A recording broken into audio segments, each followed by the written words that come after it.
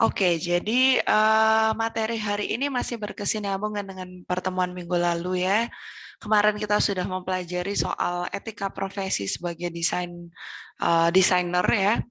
Sekarang kita lanjut ke fee dan aspek hukum dalam desain. Tentunya kita sebagai seorang profesional, sebagai memiliki profesi desainer itu tidak terlepas dari yang namanya perhitungan fee dan juga aspek-aspek hukum. Kita akan pelajari mengenai fee dan aspek hukum dalam desain di pertemuan kita hari ini. Yang pertama, kita akan mempelajari soal fee atau biaya desain. Nah, ada berbagai macam strategi ya dalam kita menentukan harga jasa layanan desain gitu. Macamnya itu beragam gitu ya. Ada yang namanya nanti cost to price, prestige price, emergency price, going rate, extra feature price, international price dan lain sebagainya. Ada banyak sekali macam-macam kita strategi dalam menentukan harga jasa layanan desain. Apa itu kita akan pelajari satu persatu ya. Yang pertama ada namanya cost to price ya. Cost to price ini yang paling basic. Itu dengan cara memperhitungkan biaya-biaya. Jadi cara hitungnya itu kalian dengan biaya yang dikeluarkan ditambahkan keuntungan yang dihasilkan. Oke, biaya yang dikeluarkan itu termasuk apa saja? Bisa beragam dari satu jenis jasa dengan jasa yang lain gitu ya. Kalau teman-teman memang outputnya hanya dalam bentuk karya dalam bentuk digital misalnya, berarti biaya yang dikeluarkan itu jangan lupa dihitung sesuai dengan apa yang kalian gunakan untuk menyelesaikan sebuah karya tersebut. Misalnya colokan listrik gitu ya, misalnya bisa dari pemakaian listrik yang kalian gunakan. Kemudian mungkin kalian di situ ada biaya transportasi, misalnya kalian pakai meeting dengan klien gitu ya, itu kalian harus hitung gitu biaya yang kalian keluarkan total untuk satu proyek ini berapa. Kemudian dari biaya tersebut kalian mengharapkan keuntungan sebesar berapa. Misalnya kalian mau keuntungan sebesar 20% misalnya. Kalian dari biaya ditambah keuntungan sejumlah 20%. Misal biaya sudah kalian total-total, oh biayanya ternyata bisa di-price cuman habis 1 juta gitu. Keuntungan yang kalian inginkan misal dalam persentase, berarti kalian ingin keuntungan 20%. Silahkan dihitung 1 juta ditambah 20%, oke berarti 1.200.000 untuk harga yang kalian akan keluarkan gitu. Itu yang disebut dengan cost to price. Jadi harga ya biaya-biaya yang kalian keluarkan ditambah keuntungan yang kalian inginkan gitu. Keuntungannya boleh juga tidak selalu dalam bentuk persentase. Kalian bisa targetkan misal pengen keuntungan berapa rupiah gitu. Misal oke, aku mau keuntungannya 500.000 rupiah gitu. Silahkan dihitung biaya yang kalian keluarkan kemudian ditambahkan keuntungan tersebut. Misal tadi 1 juta ditambah 500 ya berarti 1.500.000 harganya dari jasa yang kalian tawarkan itu tadi. Itu yang disebut dengan strategi pricing cost to price gitu. Kemudian yang kedua itu ada strategi going rate ya. Going rate itu harga rata-rata pasaran. Itu bisa dilakukan untuk layanan jasa yang sama, misalnya desain web, ilustrasi, dan lain sebagainya. Jadi kalian udah ngitung-ngitung dan juga udah ngecek ombak nih di pasar harganya berapa. Oke, kita ikuti harga pasar gitu. Jadi itu yang disebut dengan harga going rate. Jadi dalam harga kasus standar gitu ya biasanya kayak desain web yang sudah template seperti itu. Jadi kalian nggak mungkin tidak memberikan extra effort untuk jasa tersebut. Kalian kasih harga yang sama dengan pasaran. Itu yang disebut dengan going rate, harga rata-rata pasaran. Selanjutnya yang ketiga ada strategi yang namanya value based price ya. Itu disusun berdasarkan perhitungan proyeksi besaran value yang akan didapat oleh klien. Misalnya meningkatkan penjualan, kebanggaan, dan lain sebagainya. Nah, biasanya kalau kita pakai value based price itu range-nya sangat luas pada produk atau jasa yang sama. Nah, ini itu bisa kalian dapatkan misalnya jam terbang kalian sebagai desainer itu sudah tinggi. Maka dari itu klien yang akan membeli jasa di kalian itu dia tidak hanya mendapatkan karya tersebut, tidak hanya mendapatkan desain tersebut gitu ya, tapi mereka juga mendapatkan value tambahan dalam bentuk misal kebanggaan karena menggunakan kalian sebagai desainernya. Kemudian mungkin itu juga kaitannya meningkatkan penjualan. Misalnya brand mereka itu akan dicantumkan desain by, misalnya saya sudah menjadi seorang desainer yang terkenal, desain by Kanya Catya misalnya seperti itu, sehingga bisa meningkatkan penjualannya gitu. Tentu juga akan meningkatkan kebanggaan dan lain sebagainya ya. Intinya ketika yang dibeli itu bukan hanya sekadar desain tapi sudah ada value yang lebih gitu ya, itu kita bisa memberikan range harga yang luas gitu, range harga yang berbeda, yang jauh dari harga pasaran gitu, karena itu tadi sudah ada value tambahannya seperti itu. Kemudian yang keempat, ada yang namanya bundle price ya. Teman-teman pasti sudah cukup sering mendengar bundle price itu tentu harga bundling gitu ya, harga paket layanan sekaligus. Biasanya kalau misalnya misal kalian menawarkan sebuah jasa desain ya, terus kalian ada let's say redesign logo di harga 1.500.000 misalnya ya, katakanlah gitu. Kemudian sosial media planning untuk 3 bulan di harga misalnya 2.500.000 seperti itu. Kalau di ecer harganya seperti itu 1.500.000 dan 2.500.000. Kalau kalian mengadakan bundle price ya itu mungkin bisa langsung kan di total itu harusnya 4 juta. Kalian bisa kasih di harga 3.250.000 kalau klien kalian membeli 2 paket itu sekaligus gitu ya, karena kalian tidak perlu nyari klien lagi yang baru, jadi udah itu harganya kita kasih potongan, kita kasih diskon gitu. Oke, itu yang disebut dengan bundle price. Kalian bisa menggunakan strategi bundle price itu kalau misalnya paket yang diambil itu lebih dari satu jenis produk atau jasa, seperti itu. Sudah cukup umum ya. Kemudian yang kelima ada credibility building price. Nah, itu biasanya disebut dengan kerjasama non-finansial. Atau kalau kalian mungkin sering dengar itu dibayar dengan exposure, seperti itu ya.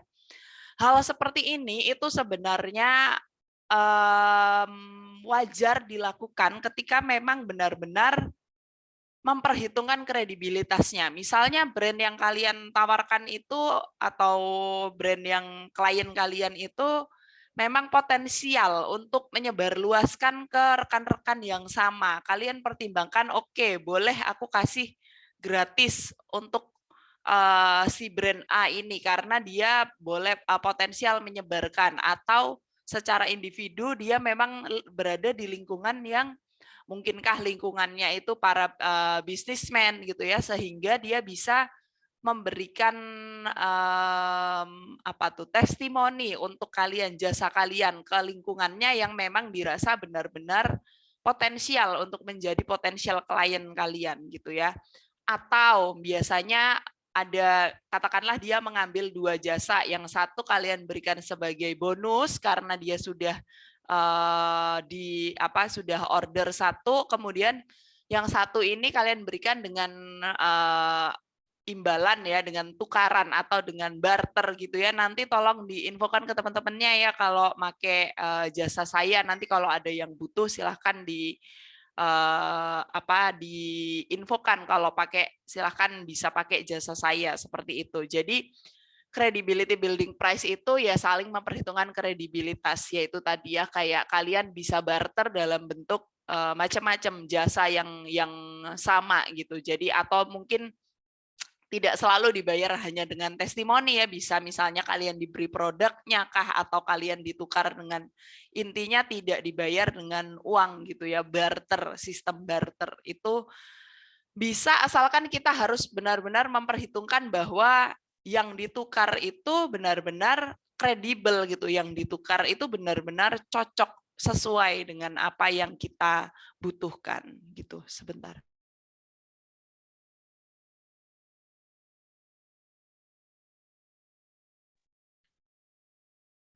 Oke.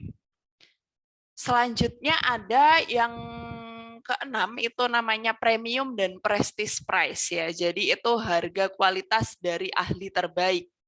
Jadi ini kaitannya adalah hal-hal premium yang ditawarkan selain value dasar.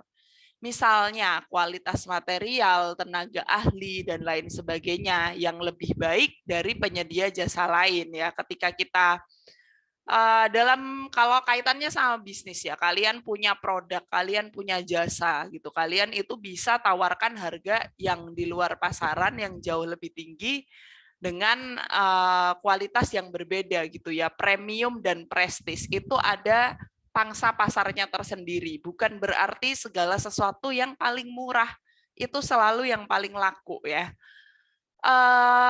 Terkadang memang ketika kita di ranah yang premium dan memang prestis itu ya, itu kita bisa kasih harga dengan kadang-kadang ya material yang sama, tetapi kualitas desain yang berbeda itu akan mempengaruhi harga gitu. Bisa juga kualitas material yang berbeda gitu, dengan desain yang sama kualitas material yang berbeda tentu pasti harganya akan berbeda gitu. Ranahnya itu bisa ada ranah premium dan prestis gitu. Memang kalian tawarkan di pasaran atau di market yang premium seperti itu.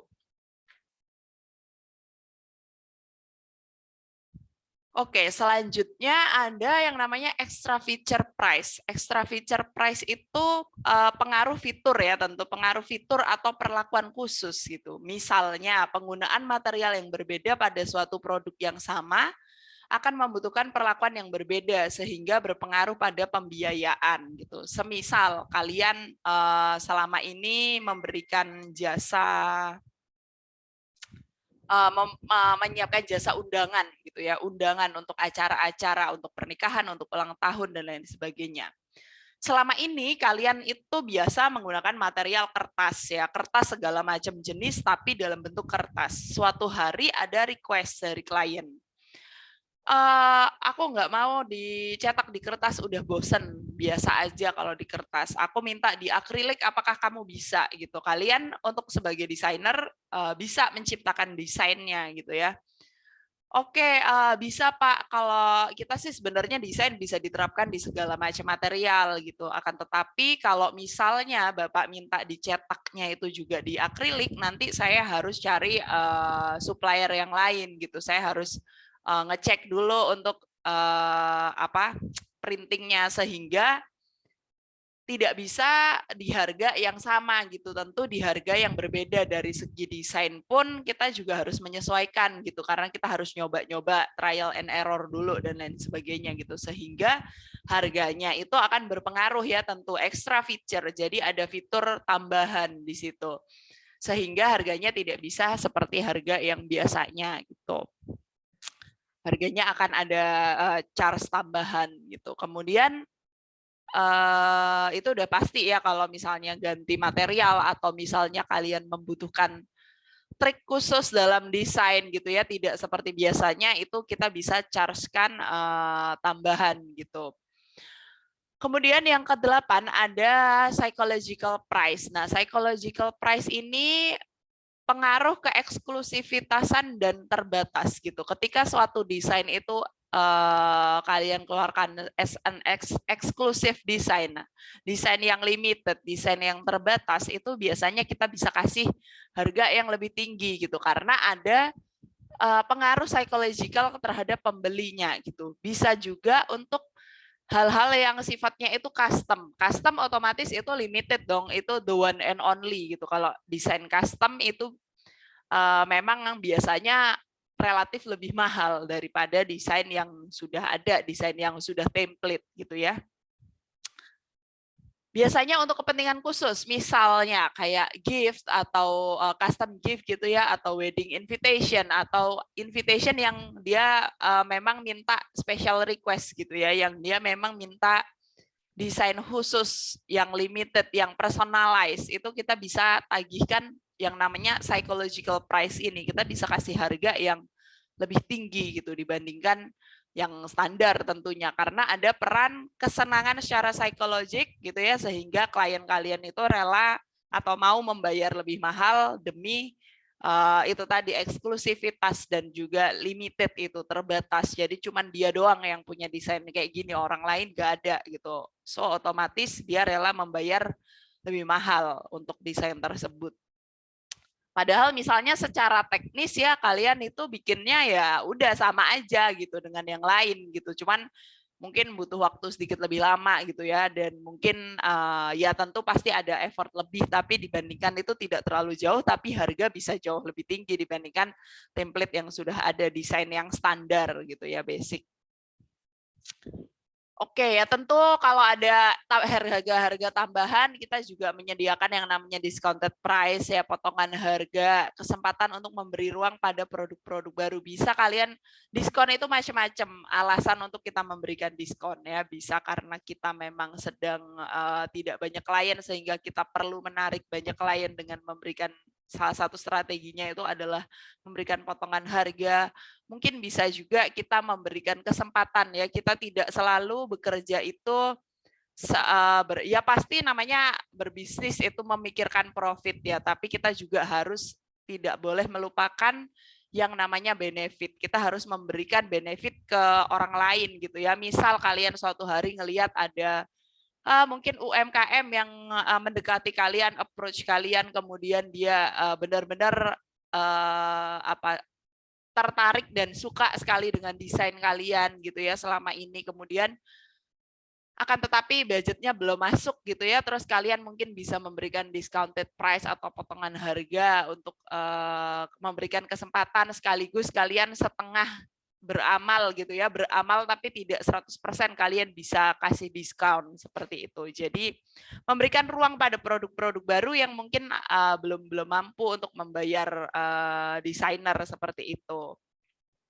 Jadi kalian bisa juga kasih diskon. Tidak semuanya itu melulu gimana caranya meningkatkan harga gitu ya. Kalian juga boleh, dan ada kesempatan di mana kalian itu memberikan diskon ya untuk promosi, untuk charity, untuk amal dan lain sebagainya. Kemudian ada strategi yang namanya loss leader price. Loss leader price itu untuk kalian menarik customer jangka panjang. Jadi kalian kasih lebih murah di awal. Biasanya digunakan oleh konsultan untuk menarik calon-calon klien yang berpotensi untuk melakukan kerjasama berulang kali dalam jangka panjang. Jadi kalau kalian misalnya ngelihat nih, oh si A ini tuh potensial untuk terus continue. Misalnya dia benar-benar berharap, dia benar-benar concern soal brandingnya gitu. Jadi nanti pasti dia bakalan rebranding yang lain. Dia bakalan, mungkin hari ini dia baru order logo aja, tapi next time kayaknya dia bakalan potensial untuk order dari ya segi pemasaran yang lain gitu. Oke, kita kasih dulu di awal harga yang murah supaya dia balik lagi ke sini gitu. Jadi loss leader itu kalian rugi di awal tapi nanti untung gede di belakang gitu. Jadi kita pikir jangka panjangnya, ini klien bakalan potensial beli terus gitu ke kita. Jadi kita kasih diskon dulu di awal supaya dia balik lagi, nanti slowly kita bisa mengambil keuntungan itu di belakang kayak gitu. Kemudian ada yang namanya emergency price. Emergency price ini tentu tekanan waktu ya, penyesuaian harga karena tekanan waktu. Misalnya waktu pekerjaan yang singkat, perubahan spesifikasi, fluktuasi harga, jasa atau produk pendukung dan lain sebagainya. Emergency price itu biasanya kalian memang harus sediakan ya. Jadi dalam mungkin kalau pekerjaan itu simple atau sifatnya kecil ya, basic, kalian belum mengerti kepentingannya ada emergency price gitu. Mungkin belum membutuhkan yang namanya emergency price ketika kalian apa namanya? masih mengerjakan hal yang simple, yang basic gitu. Akan tetapi kalau kalian sudah misalnya nih nilai proyeknya itu sudah besar gitu ya, yang harus kalian kerjakan itu banyak, variabel dan stakeholder yang terlibat dalam pekerjaan desain kalian itu banyak. Alangkah baiknya kalian menyediakan yang namanya emergency price. Jadi kalian bisa hitung dulu di awal nih emergency price, misal berapa persen, tidak usah terlalu banyak ya, kadang kalau nilai nominalnya gede gitu 5% aja udah cukup untuk menghindari hal-hal yang tidak diinginkan. Semisal kalian bikin desain notebook gitu ya, notebook yang covernya itu leather gitu, covernya leather, kalian cetak 500 biji gitu, 500 pieces notebook dengan cover leather. Oke, udah deal di harga, misalnya satu notebooknya itu di harga 100.000, katakanlah gitu ya, deal di harga satu notebook 100.000.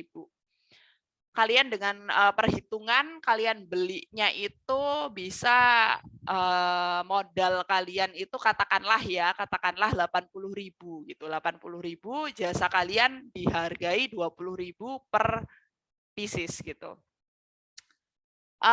Kalian tadi cetak 500, harganya 100.000, otomatis berarti kalian deal di harga 500 juta ya, di 50 juta, deal dengan klien kalian di harga 50 juta. Tambahkan ya, jadi kalian ngitung-ngitung nih harganya 100.000, pesannya 500, berarti 50 juta. Jangan sampai kalian itu keluarkan begitu saja, kalian bisa ditambahkan 5% aja dari itu. Jadi kalian deal ke klien itu 5.250.000, 52.500.000, maaf, 52.500.000 gitu. Oke, dari situ klien itu taunya ya udah harganya 500 biji buku itu di 52.500.000 gitu. Karena apa? Suatu hari tiba-tiba ada nih, misalnya ada kesalahan ya. Kita tentu tidak pernah berharap ya. Kita nggak pernah berharap. Tiba-tiba di tengah jalan harga dari supplier naik gitu. Yang awalnya kalian beli 80.000, kalian tiba-tiba mulai sekarang naiknya nggak banyak kok, cuma naik 5.000 per item gitu, 5.000 per item, tapi kalian ordernya 500, itu kan lumayan. Siapa yang mau nalangin kalau kalian tidak menyediakan emergency price itu tadi, kalian tidak punya cadangan gitu. Kadang-kadang nggak berharap ya, ada yang namanya salah desain lah, ada yang lain-lain itu. Kalau kalian kasih harga emergency, kalian hitung emergency di spare harga gitu ya. Jadi jangan dipasin, di press banget gitu. Terutama untuk pekerjaan yang nominalnya besar, yaitu tadi. Kalau misalnya cuma satu item aja kalian cuma nalangi 5.000, it's okay gitu. Tapi ketika itu sudah 500 item, siapa yang mau nalangin kayak gitu? Kalian sebenarnya bisa minta ke klien, misalnya karena ada peningkatan harga dan lain sebagainya gitu. Kalau udah kepepet, kalian bisa jelaskan ke klien kalian. Tetapi nggak sedikit klien yang nggak mau tahu soal hal itu. Ya aku nggak mau tahu, aku sudah deal sama kamu di harga segitu gitu. Itu sudah resiko kamu yang harus nalangin kayak gitu. Itu pentingnya kalian punya cadangan harga gitu.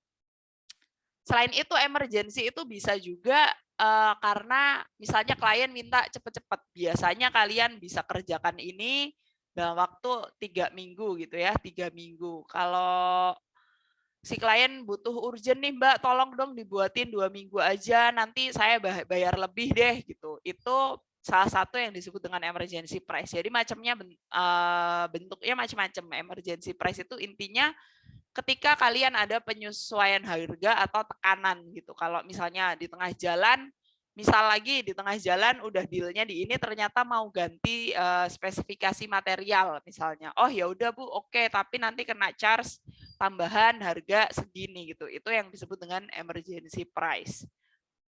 Jadi ada perubahan pekerjaan atau harga-harga yang perubahan harga yang tidak terduga gitulah. Kemudian ada juga yang namanya international price. International price itu kalian menyesuaikan dengan harga internasional. Jadi bukan semata-mata konversi nilai mata uang ya. bisa disesuaikan berdasarkan letak geografis, kemajuan ekonomi, sosial, budaya, teknologi, bahkan birokrasi dan politik pada suatu negara. Hopefully ya kalian misalnya nanti sudah kerja beberapa lama, kemudian kalian bisa melebarkan sayap sampai internasional gitu. Karena sekarang nggak sulit kerja desain untuk dapat klien internasional. Mostly kerjaan bisa dikerjakan secara remote, tidak perlu bertatap muka langsung gitu. Jadi tidak menutup kemungkinan kalian akan mendapatkan klien-klien dari mancanegara, dari luar negeri. Nah, kalau kalian misalnya di Indonesia, kalian kasih jasa untuk desain logo itu di harga 3 juta gitu ya. Di harga 3 juta. Kemudian kalian dapat klien misalnya dari United Kingdom gitu, di mana kursnya sekitar 20.000 gitu ya. Pound sterling ke rupiah itu 20.000. Harga di sini kalian satu logo itu 3 juta. Terus kalau misalnya kalian desainin klien dari United Kingdom itu satu logo, jangan semata-mata 3 juta kita konversiin berarti berapa pound sterling gitu. 3 juta itu 150 pound sterling gitu. Terus kalian kasih harga 150. Di sana pasarannya berapa gitu. Di sana pasarannya pasti lebih tinggi gitu. Harga itu biasanya memang menyesuaikan dengan itu macam-macam ya, letak geografis, kemajuan ekonomi. Semakin maju ya biasanya semakin mahal. Jangan kalian terus disamain harganya gitu, bukan langsung dikonversi. Kalian bisa yang pertama cari dulu harga pasaran di situ berapa. Kemudian harga pasaran itu sudah sesuai dengan kompetensi kalian atau belum gitu. Cari yang kompetensinya sesuai dengan kalian, harganya berapa gitu. Jadi tawarkan sesuai dengan harga di sana, jangan disamakan dengan harga kalian di sini gitu. Harga di sini 3 juta, di sana itu murah banget hitungannya gitu. Jadi kalian bisa-bisa rugi gitu. Jadi maksimalkan potensi kalian. Kalau dapat klien dari mancanegara, jangan males untuk melakukan riset gitu, cari tahu di sana harganya berapa, harga desain seperti aku ini dihargai berapa, kayak gitu ya. Jadi pertimbangan letak geografis, kemajuan ekonomi itu tadi ya, macam-macam pertimbangannya. Ketika kita masuk ke harga internasional, jangan cuma disamakan, dikursin aja sama harga Indonesia berapa tuh. Kalau harga kalian di sini cuma 500.000, di sana ya terlalu murah harga segitu gitu. Itu kelewat murah sehingga mungkin bisa menyebabkan dia nggak percaya lah, dia merasa ini penipuan dan lain sebagainya gitu. Malah kalian kehilangan klien gitu. Jadi kalian usahakan selalu kalau kasih harga internasional itu riset dulu. Kira-kira di sana harganya sekitar berapa gitu. Oke, selanjutnya ada yang namanya fixed project budget. Banyak ya, masih banyak ya strategi harganya ini, strategi penetapan harga. Fixed project budget itu adalah harga pagu yang ditetapkan, terdapat ambang harga tertinggi dan pola pembayarannya telah ditentukan oleh klien. Umumnya dilakukan pada proses tender. Jadi kalau kalian suatu hari nanti terlibat dalam sebuah tender atau proyek yang besar yang ditawarkan, tender itu kita desainer-desainer ini nanti kayak lomba gitu, berlomba untuk memenangkan sebuah proyek. Nah, biasanya kalau kayak gini itu pakai harga fix. Jadi kita kasih harga segini, spesifikasinya segini, segini, segini, segini. Jadi ambang harga tertinggi maksimalnya misalnya desainer A berani nawarin 1,5 M, desainer B bisa nawarin 2 M, desainer C 1,75 M gitu. Nanti harga tertinggi ditentukan oleh klien. Kita cuma bisa maksimal kasih 1,75, otomatis yang 2 itu kalah kayak gitu ya. Jadi maksimal 1,75, kemudian cara pembayarannya nanti kita bayar setengah di awal, sisanya dibayar sesuai dengan termin-termin pembayarannya gitu. Jadi biasanya kalau kayak gini nanti ada plus minus sedikit, itu klien nggak mau bayar lebih gitu. Jadi sudah harga fix budgetnya kita cuma punya segini pokoknya, nggak mau tahu gimana harus bisa. Nanti biasanya desainer yang menyesuaikan gitu. Itu untuk biasanya project-project yang nominalnya itu besar sekali gitu, besar sampai besar sekali seperti itu ya. Jadi itu yang namanya fixed project budget. Selanjutnya ada yang namanya retainer price. Retainer price itu harga layanan reguler dalam kontrak waktu. Misalnya fotografer untuk buku atau majalah berkala, misalnya 2 kali per bulan atau setiap bulan selama setahun, dibayar sesuai dengan jangka waktu kontrak kerja. Jadi kalian bisa misalnya jadi desainer dikontrak ini tuh dalam bentuk kontrak ya. Itu tadi fotografer misalnya, jadi fotografer. Oke, aku punya majalah ya, majalahnya ini nanti terbitnya setiap bulan. Kamu aku gaji untuk 1 tahun dulu, aku kontrak untuk 1 tahun dulu. 1 tahun nanti kalian foto 1 tahun sekali gitu, setiap bulan sekali selama setahun. Silahkan di kontrak itu sudah tertera bayarannya berapa gitu ya. Terus kewajiban kalian apa saja. Itu jadi intinya layanan kontrak waktu gitu. Waktu setahun kalian aku bayar segini. Layanannya cuman setiap bulan cuman sekali aja motret kayak gitu. Itu yang disebut dengan retainer price. Kemudian ada yang namanya given price, itu harga pas yang terstandar.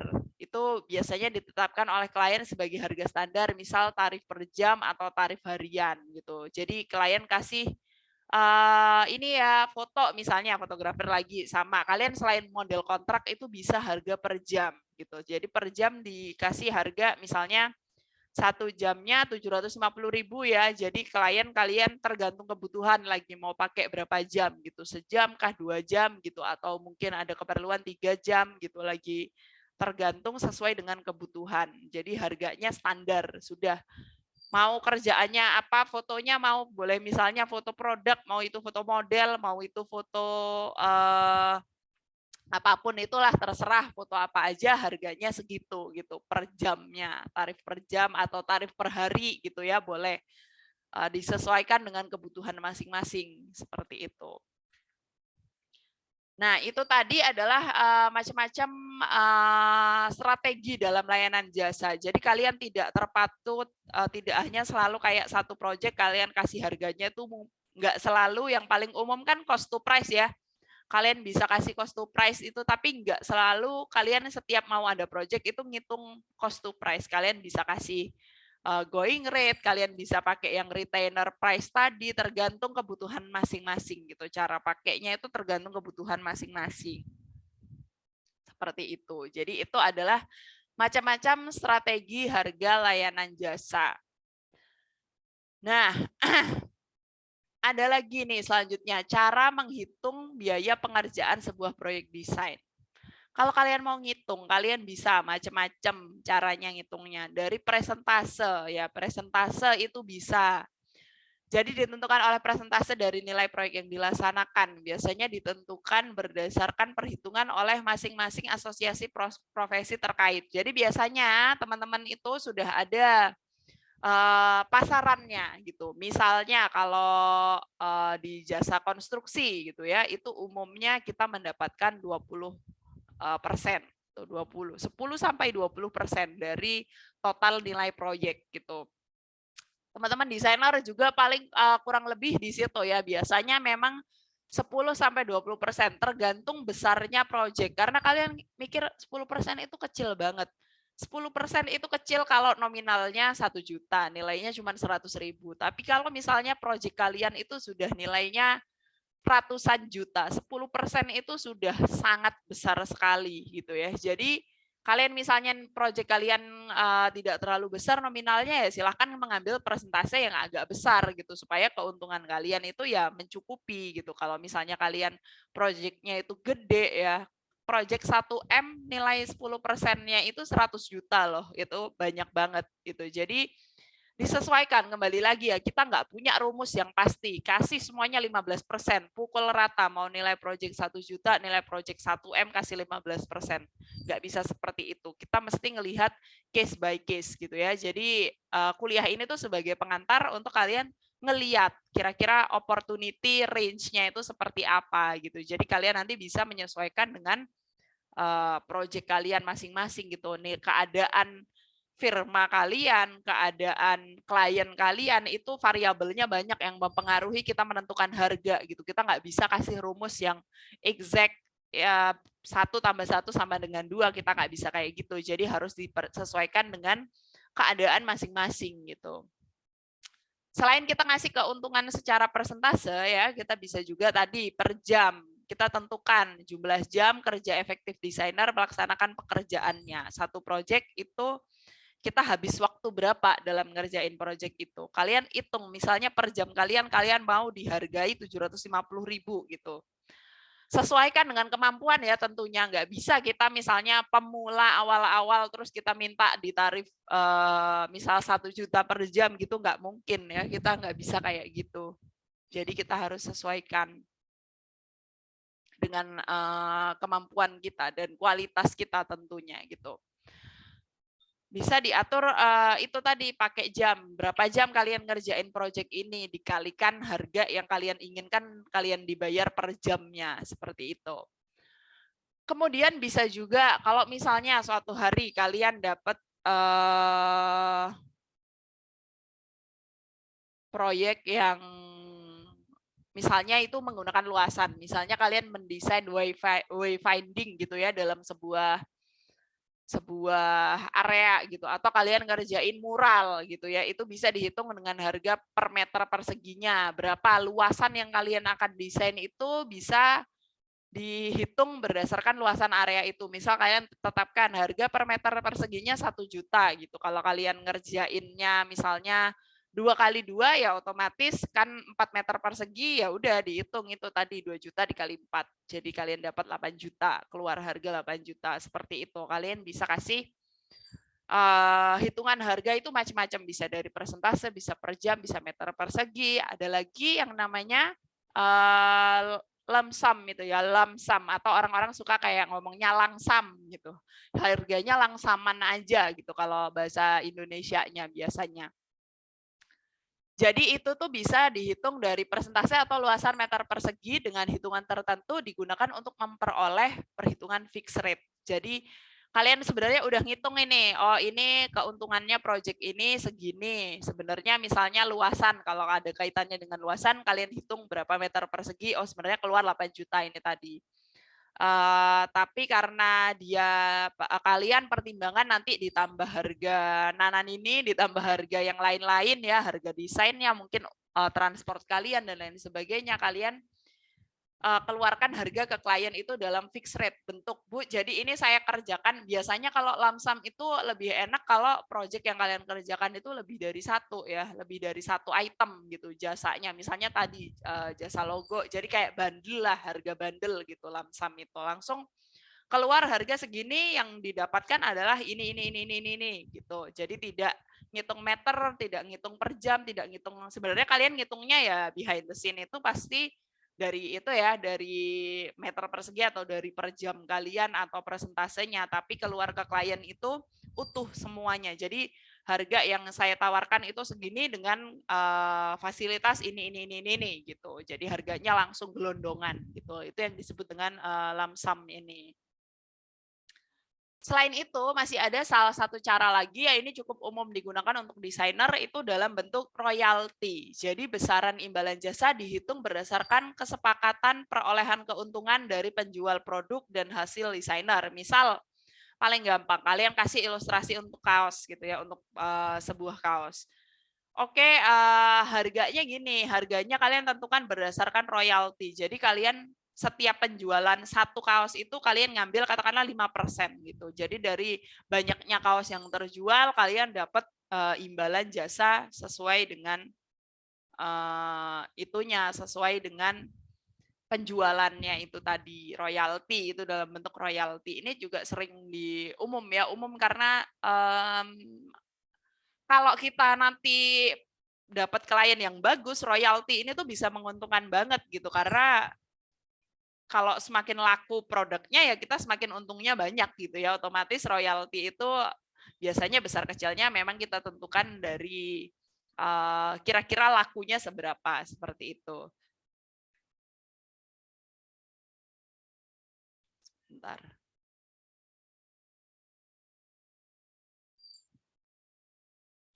Selanjutnya ada yang harus kita pelajari juga, itu adalah termin pembayaran. Jadi termin pembayaran itu mungkin kalau kembali lagi ya, tentu semakin besar nominal sebuah proyek atau sebuah pekerjaan itu pasti akan lebih kompleks. Semakin kecil tentu semakin sederhana, gampang. Biasanya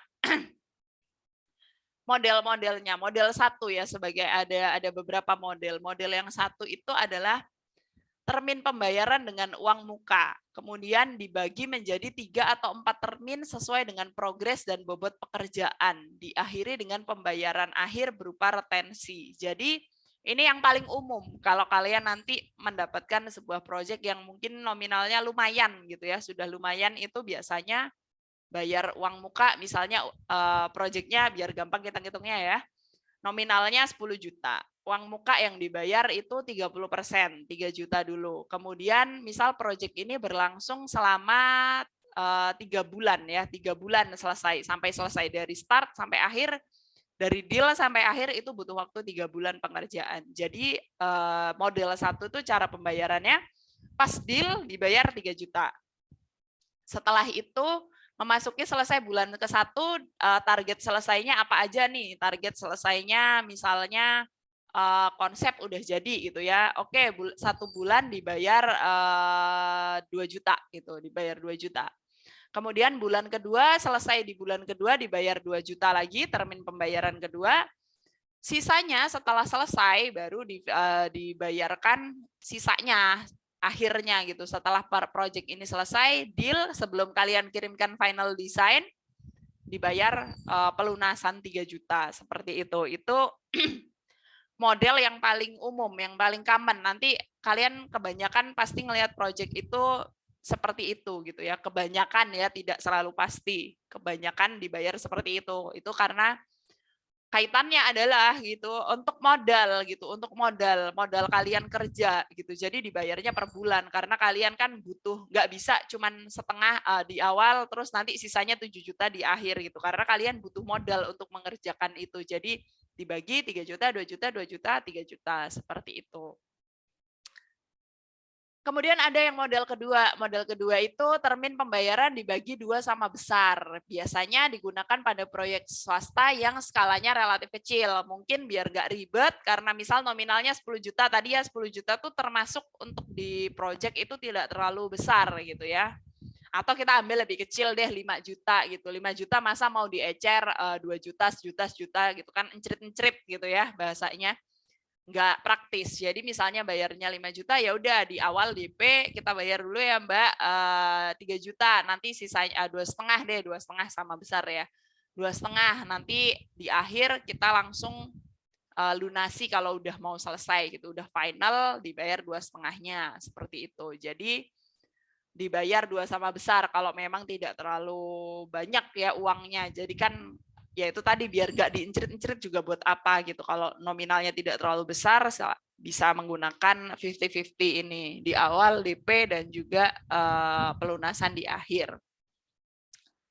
Kemudian ada juga yang termin pembayaran dibayar di akhir atau turnkey ya, itu nggak jarang. Banyak orang yang mungkin nanti kalau udah jadi baru dibayar, itu disesuaikan dengan kesepakatan dan kebutuhan gitu. Tapi biasanya memang ini akan memberatkan kita sebagai desainer kalau dibayar di akhir gitu, karena kita juga itu tadi butuh modal untuk jalanin kerjaan itu. Nah, di sini ada catatan ya, desainer hendaknya mempertimbangkan arus pembiayaan atau cash flow dan lamanya proses pekerjaan dalam menentukan model pembayaran agar hasilnya dapat diselesaikan tepat waktu dengan hasil yang baik. Itu tadi ya, kalau kita di tengah-tengah misal proyeknya nilainya besar atau proyeknya itu kita butuh modal. Kalau mungkin cuma jasa aja kita nggak masalah dibayar di akhir gitu ya, turnkey itu bisa kalau misalnya cuma jasa lah. Tapi kalau kita butuh modal, misalnya tadi kalian mendesain sebuah notebook gitu misalnya, itu kan kalian butuh beli juga gitu. Selain itu kan nggak selalu beli ya, bisa jadi transportasi dan juga mungkin bayar karyawan dan lain sebagainya. Itu ketika makanya kalau udah kompleks, udah semakin gede nilai proyeknya itu pasti pertimbangannya akan lebih banyak gitu. Nah, harus dipertimbangkan itu Pak, apa arus pembiayaannya gitu. Jangan sampai kalian karena udahlah demi kliennya deal, kalian dibayar di akhir nggak apa-apa deh gitu. Padahal kalian juga butuh uangnya untuk diputer gitu. Jadi disesuaikan dengan model pekerjaan kalian gitu, pembiayaannya, cash flow kalian tuh harus diperhatikan. Oke, selanjutnya hal yang tidak kalah pentingnya dalam sebuah pekerjaan desain itu adalah kontrak kerja. Ya, kontrak kerja. Ini tuh perlu disadari dari sekarang bahwa ini tuh sesuatu yang benar-benar memang penting dan perlu. Komitmen awal kesepakatan suatu ikatan kerja antara desainer dan pemberi tugas adalah dengan ditandatanganinya surat kontrak kerja gitu. Nanti kalau misal kalian dalam dunia profesional itu akan ada tahap yang namanya negosiasi gitu. Negosiasi klien kalian meeting dengan klien terus ngobrol, iya kita kasih desainnya gini dengan harga segini gitu.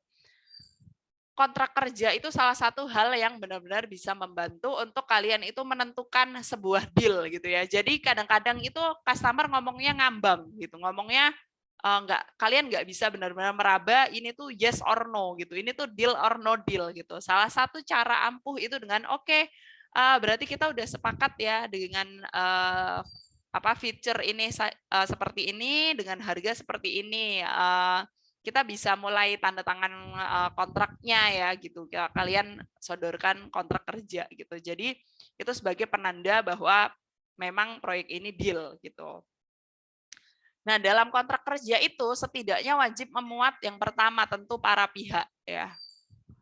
Para pihak yang berisi data pemberi tugas dan penerima tugas, kalian sebagai desainer dan juga klien kalian gitu tentu. Kemudian lingkup kerja, apa saja yang nanti akan dikerjakan, meliputi apa saja. Misalnya kalau misalnya rebranding, detailkan gitu. Jadi jangan cuman ditulis rebranding, didetailkan apa saja yang nanti akan dikerjakan gitu. Misalnya desain logo, kemudian desain entah banner, desain web misalnya seperti itu ya. Jadi ditulis, didetailkan apa saja yang lingkup kerja yang kalian kerjakan.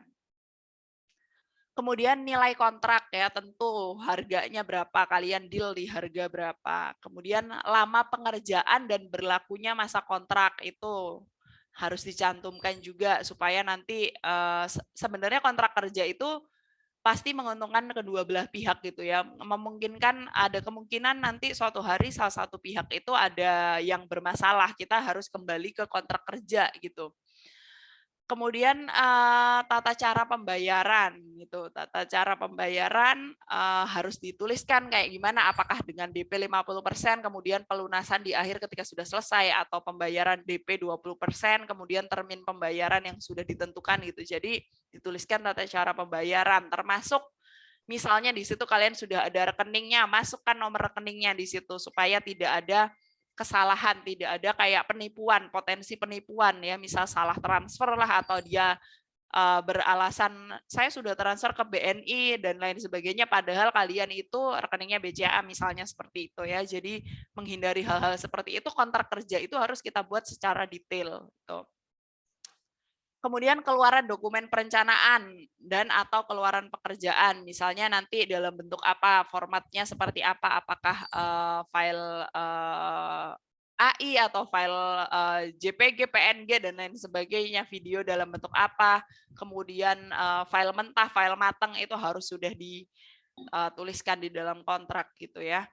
Dan juga aturan mengenai hak cipta dan perwujudan desain. Jadi hak ciptanya siapa yang pegang? Apakah ini kita full kita kasihkan gitu ya, haknya dipegang oleh klien atau oleh kita? Kita akan mendaftarkan atau tidak, dan macam-macam. Nanti ini boleh dipakai untuk apa saja. Ini tidak boleh misalnya diedit, dirubah, itu nggak boleh seperti itu ya. Jadi diusahakan dalam kontrak itu kita kasih detail gitu. Dan juga di situ biasanya tertera kalau nanti ada sengketa atau perselisihan, gimana cara penyelesaiannya gitu ya. Bisa mungkin kalau ada terjadi sengketa nanti akan kembali ke kontrak ini. Kita pasti ya itu balik dulu ke kontrak. Di kontrak sudah ditulis seperti apa, sudah ditandatangani, sepakat ya berarti itu harus dipatuhi seperti itu. Kalau misal dari kontrak tidak bisa menyelesaikan masalah tersebut, apakah akan mengundang pihak ketiga untuk menilai atau pihak ketiga untuk mediasi, atau kita mau seperti apa, itu harus dituliskan di dalam kontrak kerja kita gitu.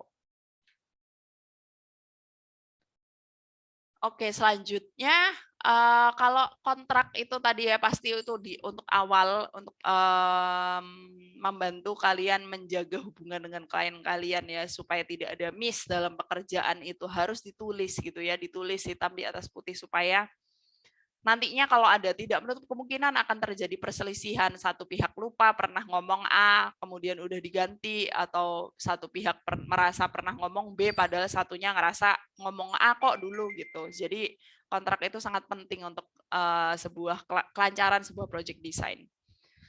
Kemudian selanjutnya ada yang namanya rencana anggaran biaya atau RAB ya. Kalian pasti sudah sering mendengar gitu RAB. RAB itu tentu apa saja sih item-item yang kita perlukan untuk menyusun sebuah RAB ya. Yang pertama itu cost price. Cost price itu dihasilkan dari tentu material, bahan, biaya personel ahli, dan lain sebagainya. Modal yang kalian butuhkan untuk menyelesaikan proyek tersebut itu harus kita hitung. Dan lain-lain itu bisa seperti transportasi, kemudian mungkin konsumsi, dan lain sebagainya ya. Tentu hal-hal yang mendukung selesainya proyek tersebut. Kemudian selain cost price, kita bisa tentukan juga yang namanya margin ya, margin atau keuntungan yang kalian inginkan gitu. Ada batas atas, ada batas bawah. Kalian mau ngambil berapa tadi di antara 10 sampai 20%. Kalian mau ngambil yang berapa gitu. Jadi kalian tentukan. Selain itu, jangan lupa kalau kita itu terkena yang namanya pajak ya, kita kena pajak. Jangan sampai lupa kita masukin pajak. Jadi terutama ketika penghasilan kita itu sudah besar, nantinya itu kita pasti akan dipotong pajak.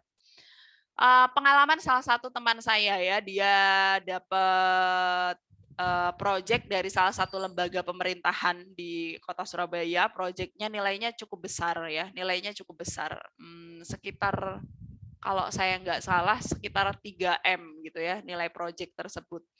Karena firmanya ini firma yang masih kecil dan kebetulan memang dapat kesempatan untuk ikut tender ya, biasanya kalau di proyek pemerintahan itu kalian bisa ikut tender. Kemudian mungkin karena ide yang ditawarkan itu bagus, harga yang ditawarkan sesuai, akhirnya menanglah ini teman saya dan timnya ini.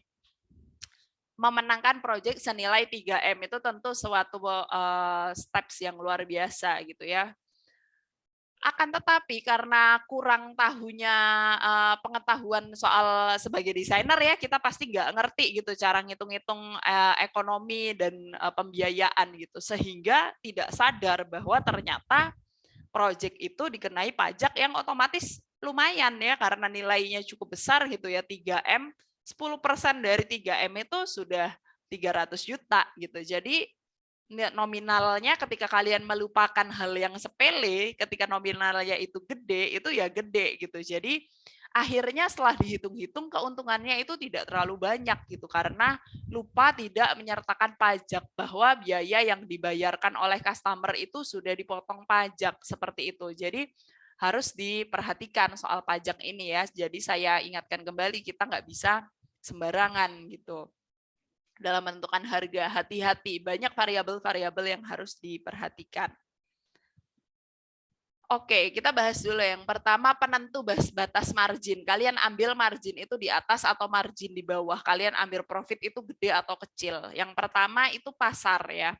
Desainer menggunakan strategi harga terkait banyak atau sedikitnya produk atau layanan serupa yang ditawarkan di pasar kompetitif. Hal ini dilakukan untuk memberikan layanan dan kepuasan atas harga dan layanan. Jadi kalau misalnya persaingan kalian itu banyak, kalian mau ngambil margin gede, itu kan ya nggak bisa, kalian nggak akan bisa memenangkan gitu. Jadi kalian sesuaikan margin dengan pasar. Kalau jasa yang kalian tawarkan itu masih belum umum, masih nggak ada musuhnya, oh tuh tentu kalian bisa ngambil margin yang gede gitu. Kalian bisa pasang harga yang tinggi, karena gimana lagi, klien kalau nggak ke kalian mau ke siapa gitu kan. Jadi otomatis kalian bisa kasih harga yang tinggi gitu.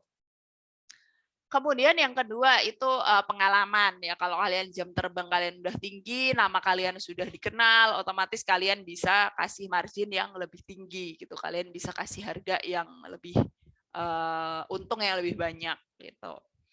Yang ketiga ya, ukuran klien. Jadi kalian pertimbangkan kondisi klien. Kalau misalnya firma yang gede gitu, kalian bisa kasih margin yang gede. Otomatis profitnya kalian bisa lebih banyak gitu, karena kliennya pasti capable dan mampu untuk membayar biaya segitu gitu ya. Kalau misalnya kliennya kecil UMKM ya silahkan disesuaikan marginnya gitu, karena pasti kemampuannya semakin gede ukuran kliennya dia pasti lebih mampu gitu ya. Jadi kita sesuaikan marginnya.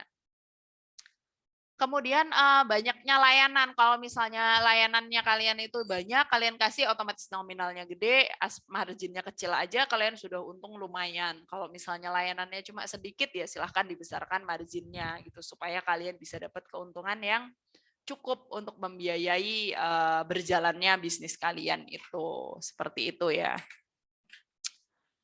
Selanjutnya ada aspek perpajakan. Sebentar. Oke, aspek perpajakan ya. Jika desainer yang disewa oleh klien adalah desainer perseorangan atau freelance ya dengan menggunakan NPWP pribadi, desainer tersebut akan masuk ke dalam kategori wajib pajak orang pribadi atau WPOP. Sebagai WPOP, maka desainer freelance akan dikenakan pajak penghasilan atau PPh pasal 21 tenaga ahli yang merupakan pajak atas jasa konsultasi dengan tarif progresif. Oke, jadi intinya kalau kalian tidak mendaftarkan firma kalian, ya kalian itu freelance sebagai satu orang aja, maka kalian kena PPh 21. Jadi perhitungan PPh 21 tenaga ahli itu seperti ini. Penghasilan bruto atau penghasilan kotor itu dikali 50%. Jadi misalnya 1 tahun kalian penghasilannya 100 juta, katakanlah gitu. Itu dikali 50% dulu. Jadi itu disebut dengan dasar pengenaan pajak atau DPP. Itu 50 juta kan, berarti 50% dari 100 juta itu 50 juta. Nah, kalau DPP kalian 0 sampai 50 juta, kalian kena pajak cuma 5%. Itu. Kalau DPP kalian 50 sampai 250, kalian kena pajak 15%. DPP kalian 250 sampai 500 juta terkena biaya 25% pajaknya itu. Jadi sedikit lebih ringan ketika kalian sebagai orang pribadi ya gitu. Jadi kena PPh 21. Jika desainer yang disewa adalah desainer yang memiliki studio atau biro desain dengan menggunakan NPWP badan usaha, penghitungannya akan menyertakan PPh 23 dengan tarif 2% dan PPN 10% apabila badan usaha tersebut adalah pengusaha kena pajak atau PKP gitu. Jadi kalau kalian mendaftarkan itu bisa macamnya dua. Kalau kalian ikut biro desain pakai NPWP badan usaha itu biasanya kena tarif PPh 23, itu tarifnya 2%. Kalau misalnya kalian mendaftarkan sebagai pengusaha kena pajak atau PKP itu kena PPN 10%. Seperti itu. Jadi harus diperhatikan ketika kalian mau menentukan jenis badan usaha kalian ya, biro desain kalian itu juga pertimbangkan faktor pajak. Salah satu alasan kenapa banyak orang yang udah nggak usah didaftarin sebagai biro desain, walaupun kadang-kadang itu kesannya kayak mungkin lebih keren dan lebih resmi gitu ya, itu adalah untuk menghindari pajak. Jadi kalau disesuaikan aja ya, kalau saran saya, kalau kalian misalnya masih awal-awal ya udah pakai nama pribadi aja karena kena pajaknya lebih kecil. Ketika kalian nanti sudah jam terbangnya sudah tinggi, perputaran uangnya sudah kenceng, dan kalian pasti nggak mungkin mau kecil terus gitu kan, kalian ingin sebagai sebuah biro desain pengen berkembang gitu. Salah satunya biasanya kalau kalian itu mau bersaing seperti ikut tender gitu-gitu, itu harus dalam bentuk badan usaha gitu ya, kalian harus sudah mendaftarkan. Nah biasanya itu harus akhirnya kalian harus mendaftarkan ke PT, dan PT itu termasuk usaha yang pengusaha kena pajak itu PKP. Jadi otomatis dengan semakin besarnya peluang kalian, tanggung jawab kalian semakin besar gitu. Kalian harus kena pajak yang 10% itu tadi, seperti itu. Jadi memang menyesuaikan gitu. Kalau kalian pengen terjun ke lapangan yang lebih luas, kalian juga punya tanggung jawab yang lebih gede gitu. Jadi pajaknya itu jadi lebih besar kalau kalian udah bersaing dengan yang lain. Nah, seperti case yang saya ceritakan, salah satu teman saya tadi, karena dia harus ikut tender itu, akhirnya mendaftarkan sebagai PT. Otomatis dia jadi pengusaha kena pajak. Kena pajaknya PPN-nya 10%. Nominalnya besar, seperti itu ya. Jadi harus diperhatikan itu dengan income yang gede, ya kewajiban kita untuk membayar pajak semakin besar, seperti itu. Hal ini terkesan mungkin sepele, tapi ini yang bisa dalam menjalankan sebuah bisnis itu harus diperhatikan cash flow-nya. Kalau enggak, kita enggak akan bisa berkembang gitu ya. Untung memang untung, tapi untung stuck segitu, terus tidak bisa maju, tidak bisa berkembang, tidak bisa jadi lebih baik gitu. Jadi harus diperhatikan dengan seksama dan hati-hati. Aspek-aspek yang nanti akan menyebabkan usaha kalian berhasil ataupun gagal itu sangatlah banyak, itu harus diperhatikan secara detail. Oke, itu tadi kita udah bicara panjang, lebar, dan luas mengenai fee ya. Sekarang kita baru masuk ke aspek hukum. Sebentar ya.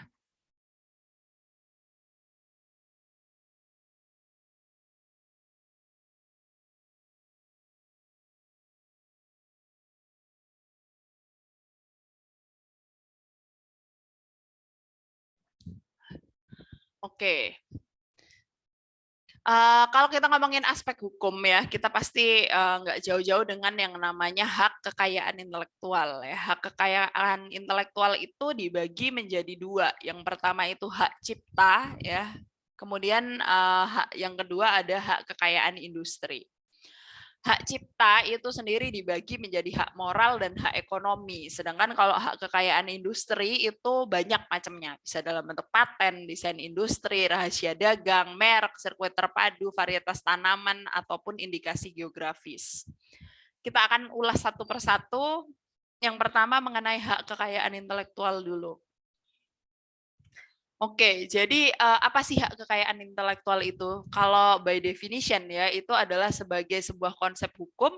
HKI adalah sebuah istilah besar yang memayungi berbagai jenis perlindungan atau hak eksklusif atas karya yang berasal dari olah pikir pribadi manusia. Hak kekayaan intelektual itu diberikan kepada pembuat karya, inventor atau kreator ya, sesuai peraturan perundangan yang berlaku di Indonesia maupun internasional.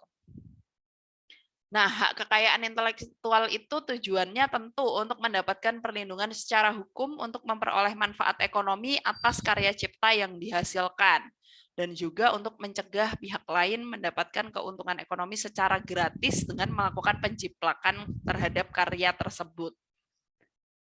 Nah, ada berbagai macam ketentuan ya dalam hak kekayaan intelektual ya. Yang pertama, klien bisa membayar karya desain yang terdaftar HKI dengan sistem royalti kepada desainer. Kemudian karya desain yang belum terdaftar HKI disarankan untuk tidak dipamerkan atau dipublikasikan.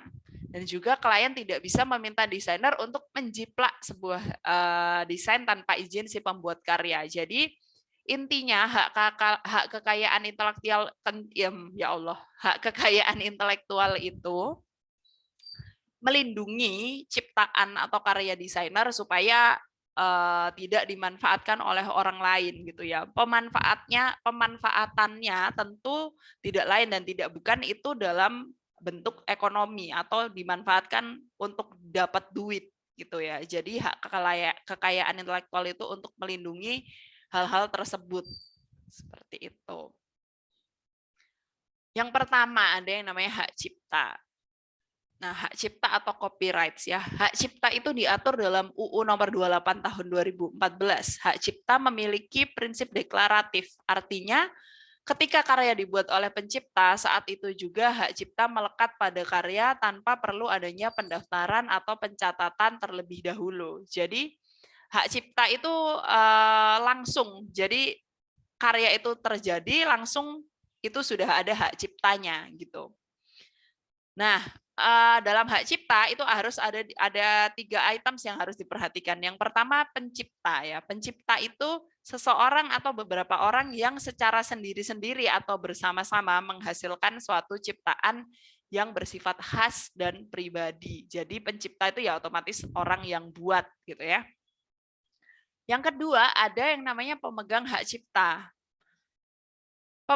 Pencipta sebagai pemilik hak cipta, pihak yang menerima hak tersebut secara sah dari pencipta atau pihak lain yang menerima lebih lanjut hak dari pihak yang menerima hak tersebut secara sah. Oke, rumit. Intinya pencipta itu orang yang bikin. Pemegang hak cipta itu tidak selalu penciptanya, bisa hak itu diberikan ke orang lain atau ke firma atau ke perusahaan atau ke sebuah lembaga, ke badan, ke yayasan, itu bisa dioper pemegang hak cipta ya. Pencipta itu orang yang bikin, pemegang hak cipta itu orang yang diberikan hak untuk memegang gitu. Jadi tidak selalu pemegang hak ciptanya itu adalah si yang bikin itu. Terus tentunya ada yang namanya ciptaan ya. Ciptaan itu adalah setiap hasil karya cipta di bidang ilmu pengetahuan, seni, dan sastra yang dihasilkan atas inspirasi, kemampuan, pikiran, imajinasi, kecekatan, keterampilan, atau keahlian yang diekspresikan dalam bentuk nyata. Jadi ada yang namanya pencipta yang bikin, ciptaan adalah hal yang dibikin, dan juga pemegang hak cipta itu orang yang diserahi. Bisa jadi pemegang hak ciptanya ya penciptanya, bisa jadi badan, yayasan, lembaga, perusahaan, atau apapun itu yang sudah kasarannya tuh dipasrahi gitu ya, diserahkan. Seperti itu. Oke, sebelumnya gini, pemegang hak cipta sebagai contoh ya. Saya di UNESA sebagai dosen membuat sebuah bahan ajar ya, bahan ajar gitu, bahan ajar dalam bentuk macam-macam, ada video, ada poster gitu ya, ada ini banyak deh macam-macam gitu ya. Bahan ajar tersebut kemudian saya daftarkan untuk atas nama UNESA. Jadi pemegang hak ciptanya itu UNESA.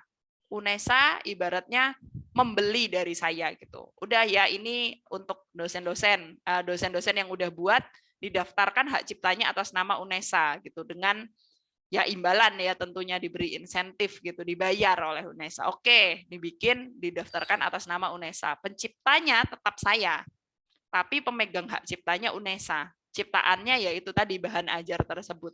Tuh, jadi 3 aspek simpel aja dalam hak cipta kayak gitu. Kita bisa mendaftarkan atas nama orang lain atau lembaga lain gitu. Atau misalnya penulis novel ya, nulis novel. Novelnya dikasih hak ciptanya untuk penerbitnya. Jadi yang punya hak cipta, yang pegang hak cipta itu penerbitnya. Ciptaannya ya novelnya itu, penciptanya ya penulis novelnya itu tadi. Seperti itu simpelnya soal items-items yang harus diperhatikan dalam hak cipta itu seperti itu. Selanjutnya ini perlindungan dalam hak cipta ya. Ciptaan yang dilindungi itu berbagai macam ya. Ada buku, pamflet, pewajahan karya, kalian baca di sini. Ada ceramah, ada pidato, alat peraga, karya fotografi, potret, dan lain sebagainya. Itu adalah ciptaan yang dilindungi ya. Jadi kalau kalian perhatikan, hak cipta itu langsung muncul gitu aja, nggak pakai daftar ya, nggak pakai daftar. Kalian setiap karya yang kalian hasilkan udah langsung ada hak ciptanya, itu punya kalian, seperti itu. Ciptaan yang tidak dilindungi ya, yang harus diperhatikan nih. Ciptaan yang dilindungi ini macam-macam, peta dan lain sebagainya, silakan dibaca. Ciptaan yang tidak dilindungi itu yang pertama, hasil karya yang belum diwujudkan dalam bentuk nyata, masih diangan-angan, masih dipikirkan. Itu ya tentu tidak bisa dilindungi. Kemudian setiap gagasan, prosedur, sistem, metode, konsep, prinsip, temuan atau data, walaupun telah diungkapkan, dinyatakan, digambarkan, dijelaskan, atau digabungkan dalam sebuah ciptaan, itu juga tidak bisa dilindungi. Kemudian alat, benda, atau produk yang diciptakan hanya untuk menyelesaikan masalah teknis atau yang bentuknya hanya ditujukan untuk kebutuhan fungsional, itu juga tidak bisa dilindungi. Selain tidak bisa dilindungi atau tidak dilindungi, ada juga ciptaan yang tidak memiliki hak cipta. Contohnya, hasil rapat terbuka lembaga negara, peraturan perundang-undangan, pidato kenegaraan atau pidato pejabat pemerintah, putusan pengadilan atau penetapan hakim, dan kitab suci atau simbol keagamaan. Itu ciptaan yang tidak memiliki hak cipta ya, karena itu diskusi banyak orang dan juga itu hal yang sifatnya mengatur ketentuan suatu negara atau agama. Jadi dia tidak memiliki hak cipta. Siapa penciptanya kan kita nggak boleh ya. Kitab suci ya tidak juga terdaftarkan hak ciptanya milik Nabi Muhammad seperti itu, tidak seperti itu. Jadi itu adalah salah satu contoh ciptaan yang tidak memiliki hak cipta itu. Nah, yang pertama dalam hak cipta itu ada yang disebut dengan hak moral ya, hak moral. Hak cipta diberikan eksklusif kepada pencipta, akhirnya artinya hanya diberikan kepada dan dimiliki oleh pencipta. Hak eksklusif tersebut dibagi ke dalam dua hak, yaitu hak moral dan hak ekonomi. Jadi dalam hak cipta itu ada dua item ya, hak moral dan hak ekonomi. Hak moral sebagai dimaksud dalam undang-undang merupakan hak yang melekat secara abadi pada diri pencipta untuk satu, tetap mencantumkan atau tidak mencantumkan namanya pada salinan sehubungan dengan pemakaian ciptaannya untuk umum.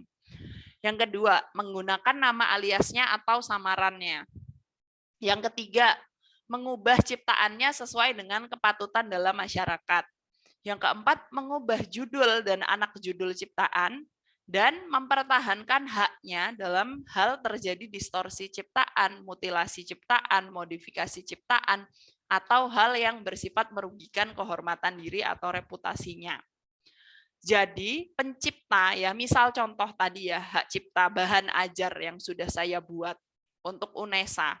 Hak moralnya itu tetap hanya melekat pada pencipta, yaitu hanya melekat pada saya. Jadi UNESA tidak berhak melakukan semua hal ini, poin-poin ini. Hanya saya yang boleh melakukan hal ini. Walaupun hak ciptanya sudah saya bagi dengan UNESA, sudah saya beri ke UNESA. Hak moral ini tidak dapat dialihkan selama pencipta masih hidup. Namun pelaksanaan hak tersebut dapat dialihkan dengan wasiat atau sebab lain sesuai dengan ketentuan peraturan perundang-undangan setelah pencipta meninggal dunia. Semua hal ini cuma saya yang bisa lakukan atas bahan ajar yang sudah saya buat gitu. Penulis lagu misalnya, ya cuman penulis lagunya yang punya kuasa untuk hal ini sampai dengan beliau meninggal dengan wasiat ya gitu ya, dengan wasiat atau ketentuan yang memang sudah didiskusikan dan sudah diatur dalam perundang-undangan gitu ya. Dalam hal terjadi pengalihan pelaksanaan hak moral, penerima hak dapat melepaskan atau menolak pelaksanaan haknya dengan syarat dinyatakan secara tertulis. Jadi semuanya itu diatur secara perundang-undangan ya, tidak bisa semena-mena. Untuk hak moral ini walaupun sudah diberikan atau kita kayak tadi ke UNESA gitu sebagai contoh ya, UNESA tidak boleh menggunakan misalnya menggunakan nama aliasnya atau diganti karyanya itu ditulis by siapa orang lain ya, nggak boleh. Itu hanya boleh dilakukan oleh penciptanya saja seperti itu. Nah, yang kedua ada hak ekonomi. Hak ekonomi dalam hak cipta itu sebagaimana tercantum dalam undang-undang adalah hak eksklusif pencipta atau pemegang hak cipta untuk mendapatkan manfaat ekonomi atas ciptaan. Hak ekonomi memberikan kekuasaan pada pencipta atau pemegang hak cipta ya, ini boleh nih, UNESA boleh melakukan kalau case-nya yang tadi saya dan UNESA. Penerbitan ciptaan, penggandaan ciptaan, penerjemahan ciptaan, pengadaptasian, pengaransemenan, pentransformasian, pendistribusian, pertunjukan, pengumuman, komunikasi, dan penyewaan. Ini boleh dilakukan oleh pemegang hak cipta ya. Pemegang hak cipta itu tadi dalam case contohnya tadi UNESA. UNESA boleh menerbitkan bahan ajar saya, menggandakan, menerjemahkan ke bahasa lain, itu boleh. Membuat pertunjukan, pendistribusian, kopinya didistribusikan itu boleh, pemegang hak cipta itu boleh melakukan hal-hal tersebut. Gitu.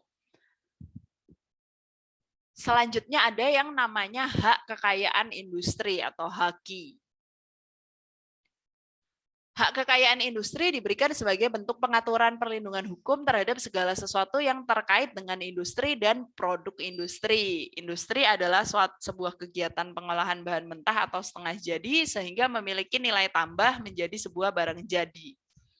Umumnya, perusahaan atau korporasi berkepentingan dengan pendaftaran hak kekayaan industri sebagai bentuk perlindungan kegiatan industri perusahaan dari hal-hal yang sifatnya menghancurkan, seperti penjiplakan atau pembajakan. Ya, biasanya kalau kita launch produk baru, kita harus daftarkan hak kekayaan industri HAKI ini supaya tidak bisa dicontoh, dijiplak atau dibajak oleh pihak lawan seperti itu.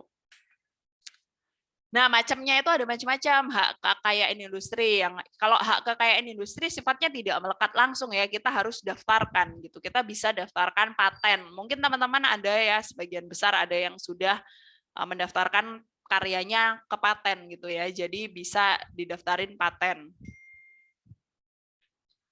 Paten itu adalah hak eksklusif yang diberikan oleh negara kepada inventor atas hasil invensinya di bidang teknologi yang untuk selama waktu tertentu melaksanakan sendiri invensinya tersebut atau memberikan persetujuan kepada pihak lain untuk melaksanakannya. Yang kedua ada macam yang lain ya, yaitu desain industri. Pemegang hak desain industri memiliki hak eksklusif untuk melaksanakan hak desain industri yang dimilikinya untuk melarang orang lain yang tanpa persetujuannya membuat, memakai, menjual, mengimpor, mengekspor, dan atau mengedarkan barang yang diberi hak desain industri. Kemudian yang ketiga ada rahasia dagang.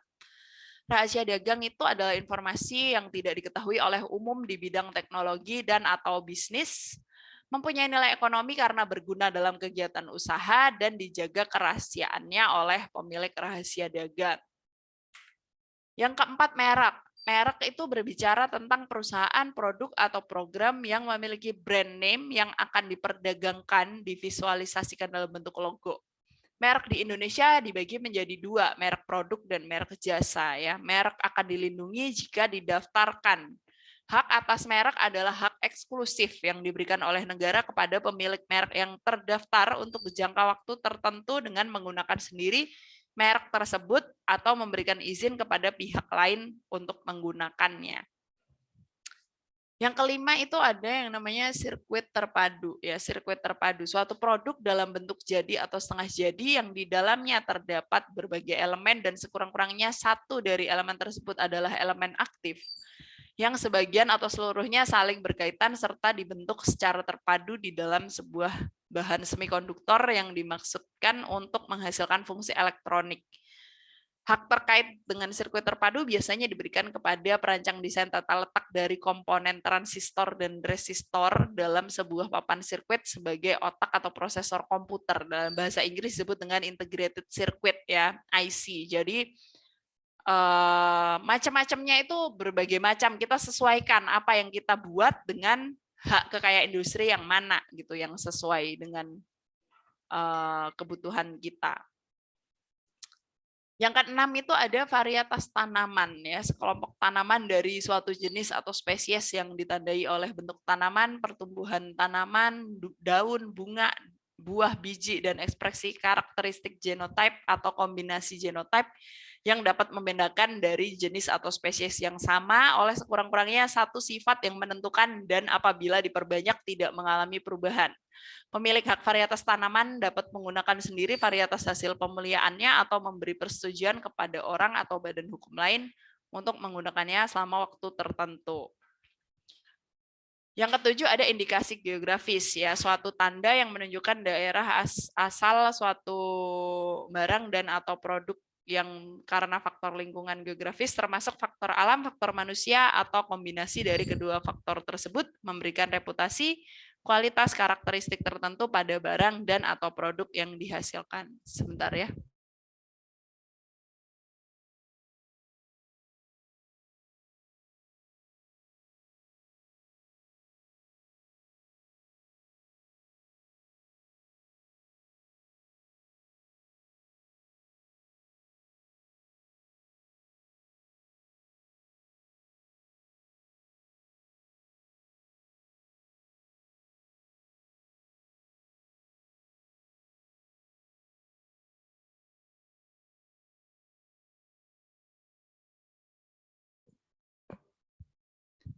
Oke, maaf sampai mana tadi? Oke, jadi ini tuh macam-macam hak kekayaan industri yang bisa kalian gunakan disesuaikan dengan kebutuhan kalian gitu. Barang yang kalian tuh bisa misalnya menemukan varietas tanaman ya, berarti kalian daftarkan varietas tanaman. Jadi misal kalian melakukan nggak tahu ya cangkok atau apa gitu ya, sehingga menemukan sebuah tanaman yang baru, kombinasi baru gitu. Misalnya jeruk tanpa biji seperti itu misalnya ya, kalian bisa mengolah ya, kalian daftarkan ke varietas tanaman.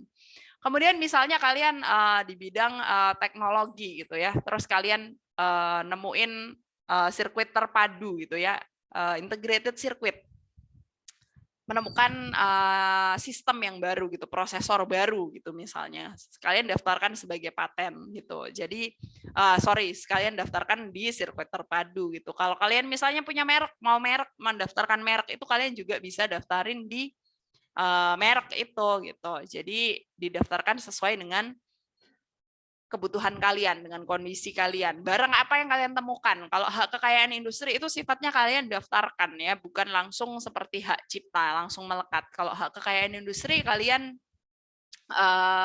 harus mendaftarkan gitu. Oke, jadi itu tadi adalah macam-macam hak cipta dan hak kekayaan industri. Selanjutnya, poin terakhir ya, semoga keburu waktunya karena udah kurang dikit 10 menit. Adalah aspek legal dalam penggunaan atribut desain. Itu juga penting, kalian harus perhatikan ya. Mohon maaf hari ini materinya lumayan panjang, saya harus ngebut, saya harus menyampaikan semuanya karena next week kita sudah UTS. Yang pertama ya, penggunaan software. Setiap perangkat lunak atau software dan materi kreasi berupa citra atau gambar, statis maupun bergerak dan suara, semuanya memiliki license atau lisensi. Pada setiap proyek desain disarankan untuk selalu menggunakan perangkat lunak ya, dan atau materi kreasi dengan lisensi yang sah. Ketika seorang desainer membeli perangkat lunak dan materi kreasi, maka itu artinya dia membeli lisensi dari pencipta atau pemilik kekayaan intelektual perangkat dan materi itu untuk dapat digunakan oleh desainer. Meminjam perangkat lunak dan materi kreasi juga termasuk pencurian dan pelanggaran ketentuan lisensi dari pihak pencipta atau pemilik kekayaan intelektualnya. Risiko yang akan dihadapi dalam penggunaan perangkat lunak dan materi bajakan itu banyak ya, antara lain tertangkap oleh pihak berwajib, bisa dapat tuntutan ya, dan juga harus membayar biaya perangkat lunak bajakan ditambah biaya lain jika desainer tersebut benar-benar dituntut karena mencuri properti perusahaan perangkat lunak. Kemudian resiko dari pembajakan perangkat lunak yaitu bisa menyerang komputer desainer ya, dan juga informasi pribadi.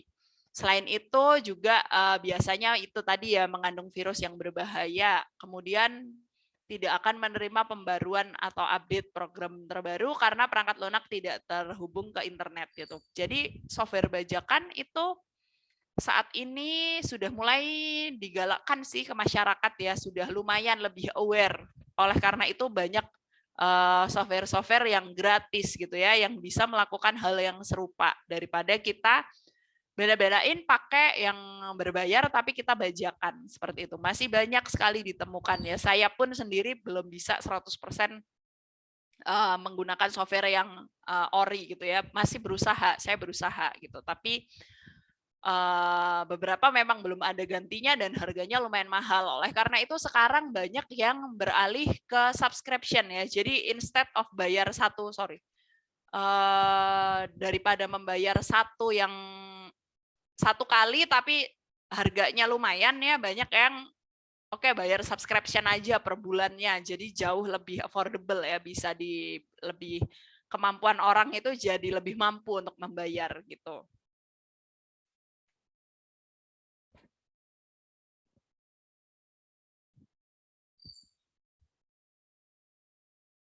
Aduh haus. Oke, selanjutnya penggunaan gambar ya, stock image. Stock image itu juga harus diperhatikan ya. Itu bisa dalam bentuk foto generik, ilustrasi, icon gitu ya. Dibuat secara lepas tanpa ditujukan untuk proyek tertentu. Stock image itu digunakan dalam materi pemasaran, situs web, pengemasan, cover buku, dan masih banyak lagi. Pada umumnya terdapat lisensi pada setiap gambar yang biasanya harus dibayar, baik kepada individu atau organisasi yang membuatnya. Atas dasar lisensinya biasanya dibagi jadi sebagai berikut. Yang pertama royalty free ya. Jadi royalty free itu pengguna memang tidak harus membayar royalti apapun, bisa menggunakan gambar secara gratis. Demikian juga orang lain. Ini termasuk tipe public domain gitu ya. Jadi royalty free itu biasanya memang boleh dipakai. Kita bisa usahakan kita tuh mencari yang modelnya royalty free ini. Pastikan stock image kalian itu yang bentuknya royalty free ini. Royalty free pun biasanya juga masih ada ketentuan khusus. Kalian harus baca gitu ya ketentuannya seperti apa. Dan perhatikan. Kemudian ada yang namanya right is managed. Jadi gambar yang digunakan harus dibayar dan dapat dilisensikan oleh setiap proyek dan juga dari jangka waktu tertentu atau berdasarkan lokasi geografis. Jadi kalian bisa pakai stock image yang itu berbayar gitu. Bayar untuk apakah itu satu kali pakai, apakah itu untuk satu project ya, atau apakah itu untuk web saja, apakah itu untuk dicetak, itu harus diperhatikan.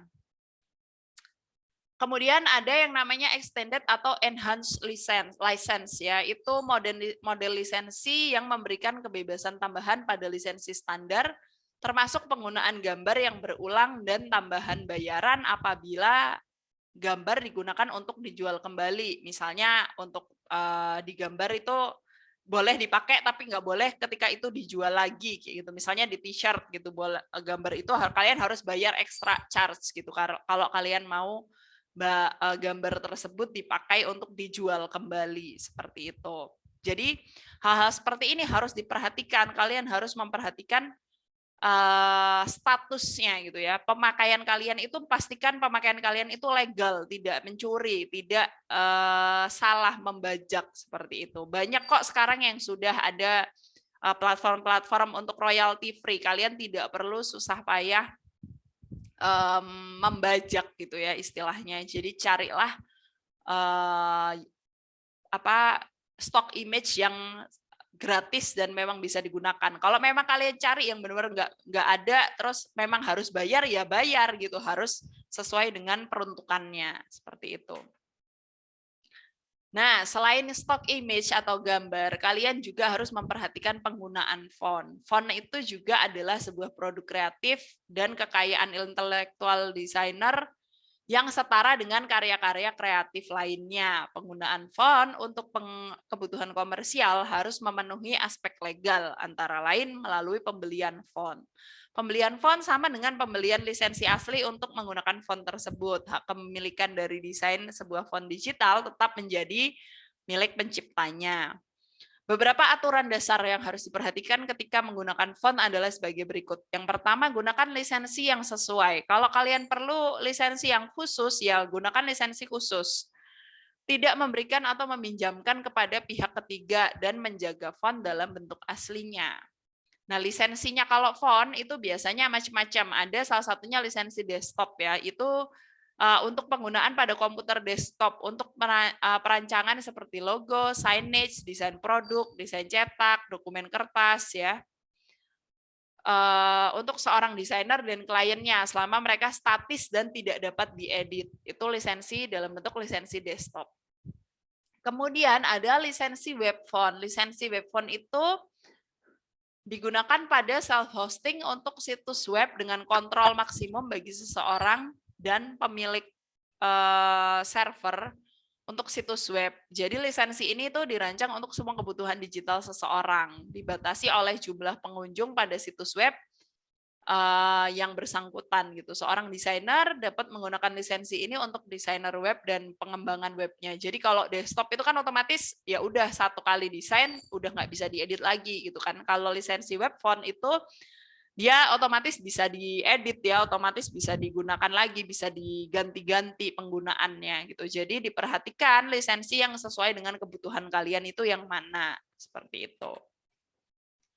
Oke, itu tadi berbagai macam panjang, lebar, luas mengenai fee dan juga aspek hukum ya dalam desain gitu. Fee, pembiayaan, cost, kemudian legalitas kita sebagai desainer. Mungkin sampai sini ada yang ditanyakan?